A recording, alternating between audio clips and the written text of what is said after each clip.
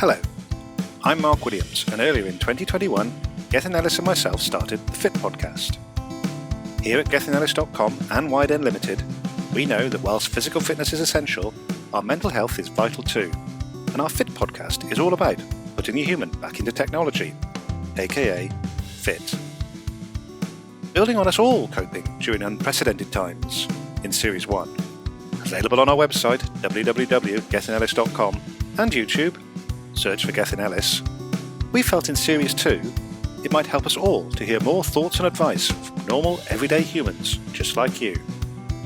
So we're again speaking with a range of humans in technology, business, consulting and other areas to hear what they've learned and how they intend to apply that experience in dealing with today's challenges and their futures.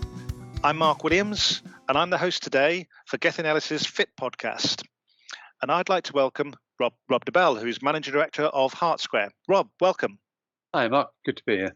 Oh, thanks very much. And also I'd like to welcome my co-host for today, Racheal. Racheal. Yeah. Hi. Welcome. Hi, Rob. Hi, Racheal. Welcome to today's podcast. Okay, so why don't you go first, Racheal? Why don't you ask the first question? Yes, gladly.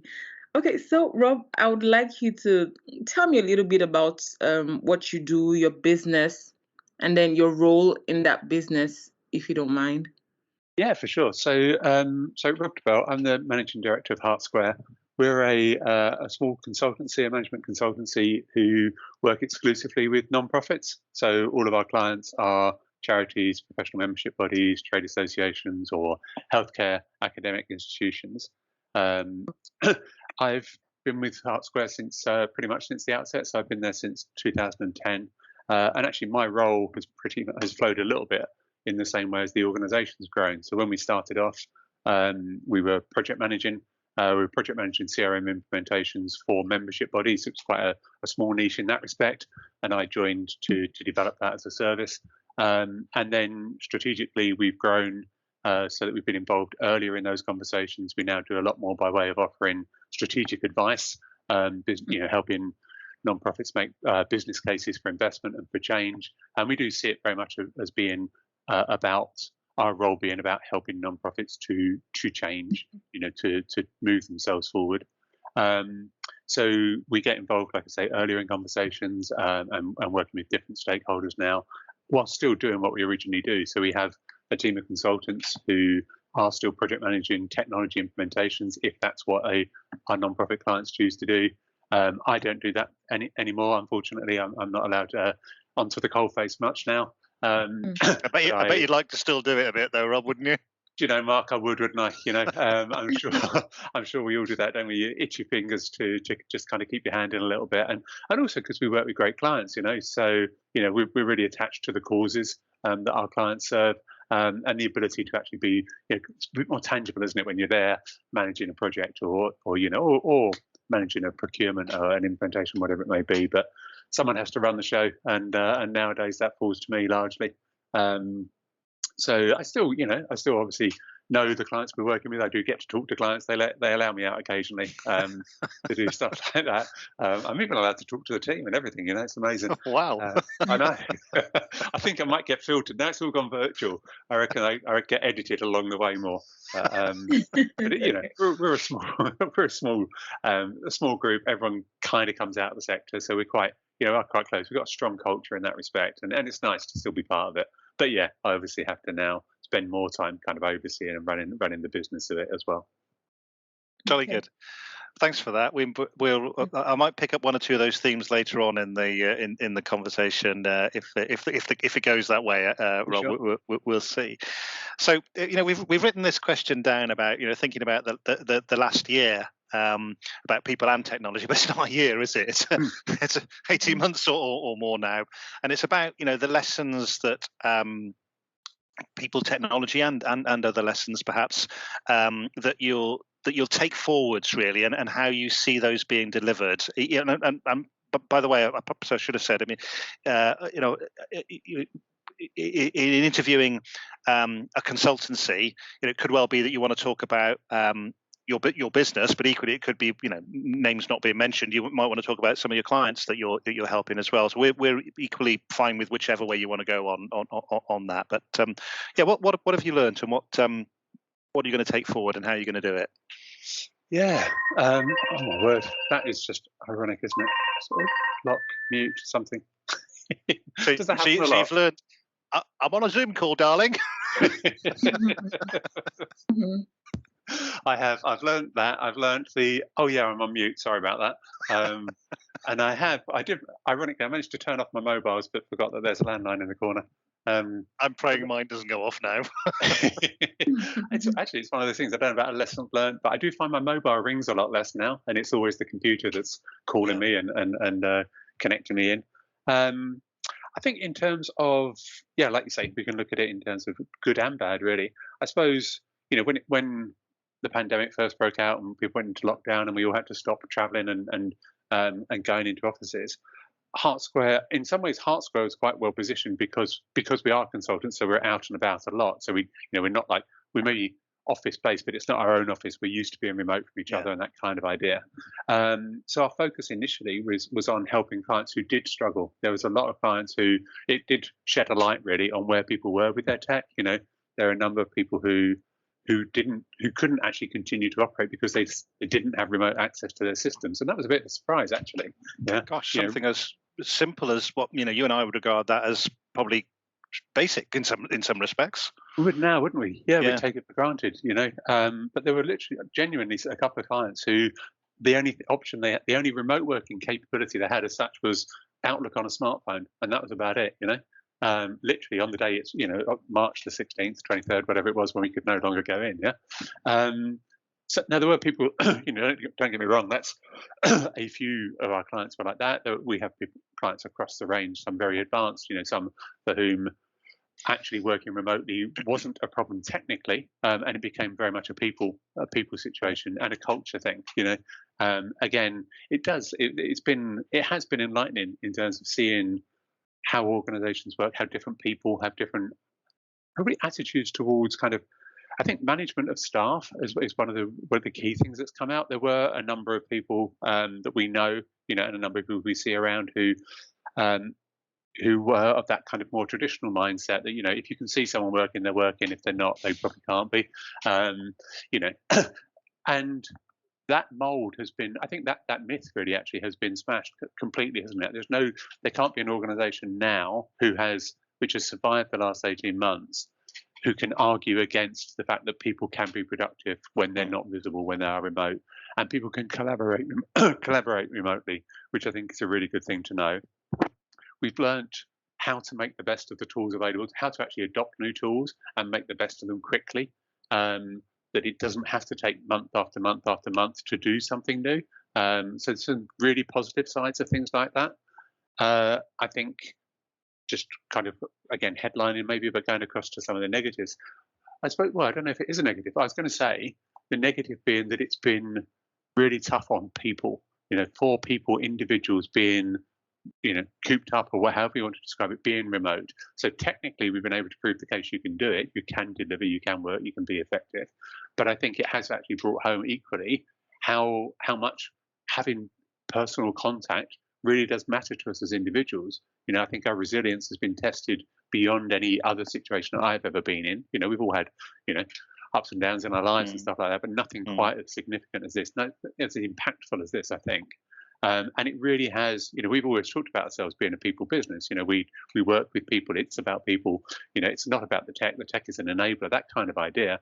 Actually, in many ways, what's happened in the last 18 months shows how important it is that we remember we are individuals, we are people, and we have our own needs as well as those things that we need to deliver and want to deliver within our work and through the tech. So, I think pros, strengths, positives, negatives are all around. Primarily, actually, and it's almost, you almost feel guilty saying it out loud, but in many ways, in a work context, the primary impact has actually probably been positive in that it has driven change. I go back to, it has shown people that they can adopt new technology at pace. It's shown people they can adopt new ways of working at pace. It's shown people they can trust their employees and their staff and actually that their employees and staff are really committed to their causes in the way we always thought they were. But it really has brought it home, hasn't it? Because, everybody has stood up and done their thing and survived. I know a number of non-profits haven't been able to weather the storm, but certainly all of our clients have, and actually a surprising number of non-profits have invested and been able to invest during this time through necessity. But they've done it, and they're doing it quite successfully, from what I see. From what we see around. So yeah. I think there are some good stories there. I'd like to come back. I'll say something in a moment. I'd like to come back to the point about culture you made during that question and the first question actually. But I don't know about you, but I now I guess I don't feel quite so guilty about saying lockdown's been okay actually for me, and you're kind of feels like you're kind of describing that to some degree for yourselves, and that yes, of course, there's people not with us, and lots of businesses have been impacted.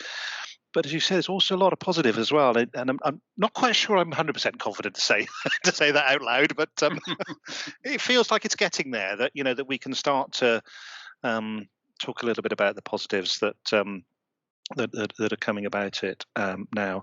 What I wanted to ask you though, Rob, there was a previous guest, so it's fresh in my mind. It's about this cultural point, and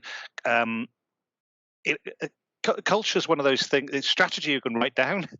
Culture is one of those things that's really not so easy to describe quite often, and for many organisations, how have you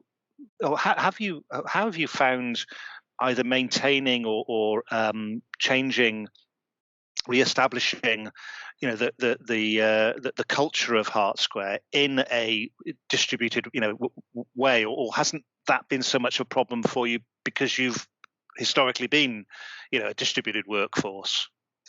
Yeah, no, it has been a challenge. Like you say, we've been a distributed workforce, but rooted in quite a strong induction, and when people join us, we're very, we are very committed to the sector. That's what we're all about.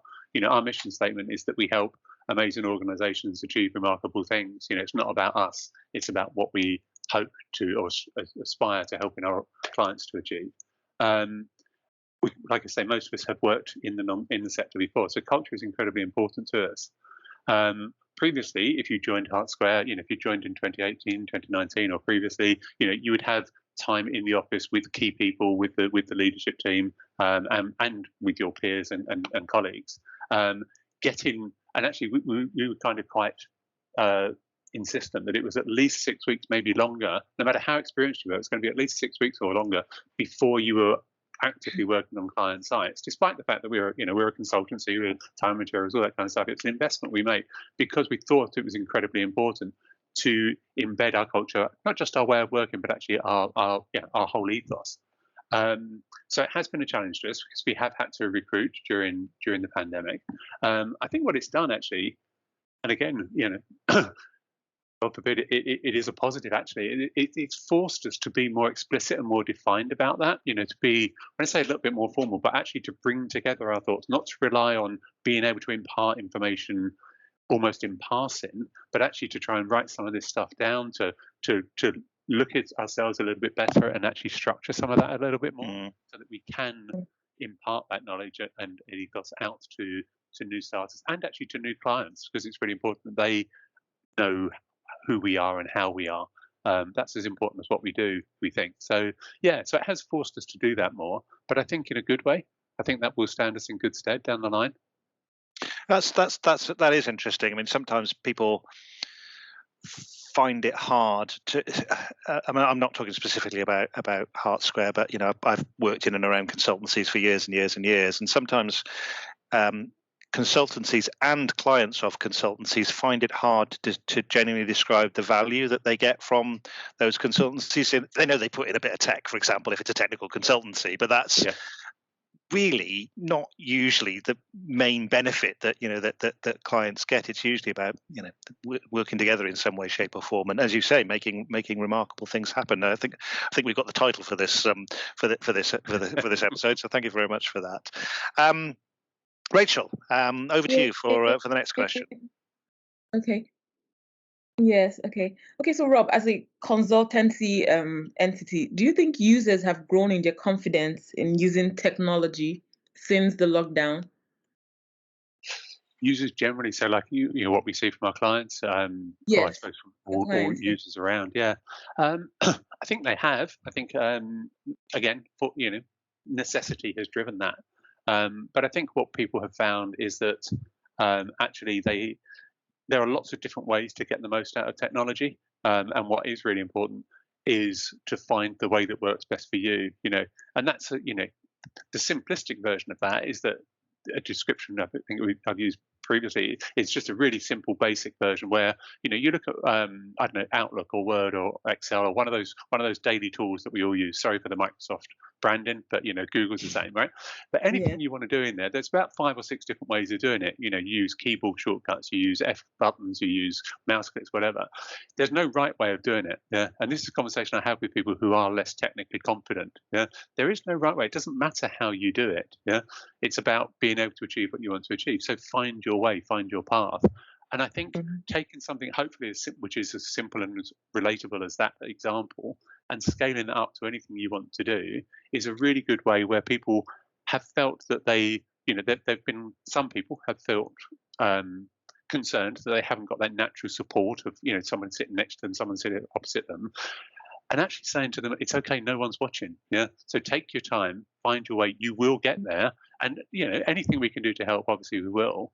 But I think that if that was the first 3 or 4 month experience through the spring of last year, going into the summer and autumn of last year, I think we saw a real surge actually in people's confidence, in the confidence of individuals within our client organizations, to actually, whether it's engaging in UAT programs or just in describing what they do. When you're doing that first piece and you're talking about business process and things, people have more confidence in that. So I think actually coming through a shock to the system such that we did have has given people that opportunity to think more, or it's required them to think more about what they do, and then giving them the confidence, actually I do know my stuff, yeah, and I do know how to do this, and I can get on with technology. I can now call my dad and have a video call with him, yeah, which is ridiculous in some respects. It used to be the other way, right? I could look down at my grandchildren, and there's a 3-year-old FaceTiming me or something like that, but not go the other way. But I think if you look around generally, society has been digitized, hasn't it? By necessity, because we weren't allowed to go see people. So we have, we're 10 years into the digital age and suddenly we embraced it, which is fantastic. I think that if it's the granddad calling the 3-year-old, it's probably a pocket dial, isn't it, Rob? But, I just want to ask sort of it's a supplementary question on what we're talking about here, because I have a particular bugbear about Word and Excel and PowerPoint, and I've been using them for God knows how many years. And yes, there are multiple ways to do things, but I use them the way I know how to use them. And I quite often, see things coming through thinking, I didn't know it could do that. And so I'm actually wondering whether we should rephrase the question about whether users have become more inquisitive about finding out better ways of doing things. Because I think the Word and the PowerPoint, those examples are just as good examples as everything else, because we all use them, right? Let's be honest. And Yeah. I still write out my formulas in Excel longhand because that's the way that that I did them. But so I wonder whether you think because you implied that you think users are starting to think more and perhaps be more inquisitive about that. Is that what you're seeing, do you think? Yeah, I think that's a really good point, and that is what we're seeing. I think people are, I suppose it's partly because they're now more reliant on the technology, so that they have they don't have alternative methods, but necessarily, so they have felt more, I guess, confident to explore, to look at different ways of doing things. And I think that's actually also shown looking at us as a distributed organization and seeing it elsewhere as well. We are more collaborative in that respect. So we have various tools that we use, chat tools and whatever. And I see individuals within our team being more confident asking for their kind of peer support in that respect. I'm trying to do this, have you seen that, have you got a client doing this, whatever. And I also see that playing out client side. So I think you're absolutely on the money, Mark, that people are taking confidence and it's making them inquisitive. And again, that's a really good thing, yeah, because they have got the confidence then to look at a better way of doing things. And that's not just, I'll move to using keystrokes on or mouse clicks on the desktop productivity, but it is actually that then flows into, I think, I used to be able to, I used to have my bit of paper and walk across the office and put it somewhere and do something with it. Now I can't do that. So I will invent a digital process, and they know they have to do it. And that almost the necessity of doing it, I think, has helped them to succeed, because people do, because people are so committed. I'm going to make it work. I have to find a way to work. And there is no physical alternative. Yeah, there's no option to fail actually in that respect, is there? So it's not quite rock and a hard place actually. I think people have embraced it and are really. I see a lot of people, I think, who are enjoying their work more for it, because they do feel empowered, to go and find new solutions.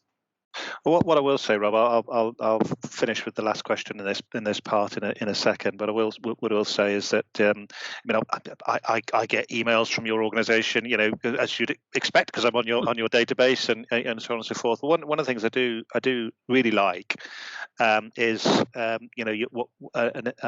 there's no question to this. This is just a straightforward plug, basically. I really like the stuff that you put on for the clients and the prospective clients in the market here. And yes, okay, some of it's paid for, but a lot of it isn't paid for, and a lot of it's buckshy basically, and better project management techniques, or Salesforce or Dynamics or whatever it might be. There's the one or two that I've been along to, there's always been good thought-provoking questions that whoever the consultant has been that's been leading the session has managed to get in there to make that inquisitive, make those little grey cells work a little bit in the recipient. So well done for doing that, and keep that up, because genuinely I think that's a differentiator in the marketplace, and it shows what you are. It shows that you genuinely are interested in that. Right, let me move us on. So just to close off this part of the discussion, what's the best piece of business or career advice that you've ever been given? Oh, there's a question. I think probably in terms of career advice, the best piece of career advice I personally been given was many years ago now, which was actually to do what I love.